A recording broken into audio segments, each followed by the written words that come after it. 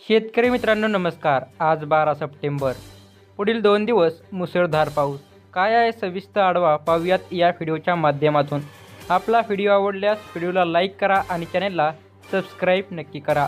पुढील 2 दिवस राज्यभरात मुसळधार पाऊस पडेल असा इशारा हवामान विभागाने दिला आहे. गेल्या काही दिवसांपासून अधूनमधून एखादी सर आणि कडक ऊन असं चित्र हवामानाचं पाहायला मिळत आहे. मात्र पुढील 2 दिवस मुंबईकरांना उकाड्यापासून सुटका होणार आहे. दरम्यान सप्टेंबरमध्ये पावसाचे प्रमाण अधिक राहील असा अंदाज हवामान विभागाने वर्तवला होता. पण गणपती विसर्जनावेळी पावसाचा मोठा जोर असण्याची शक्यता आहे. कोकणासह पुणे, कोल्हापूर, साताऱ्यातही पावसाचा जोर पुढील 2 दिवस. दक्षिण कोकणासह नाशिक, पुणे, कोल्हापूर आणि सातारा या जिल्ह्यांमधील घाट परिसरातही पावसाचा जोर राहू शकतो. या भागात मध्यम अंदाज आहे.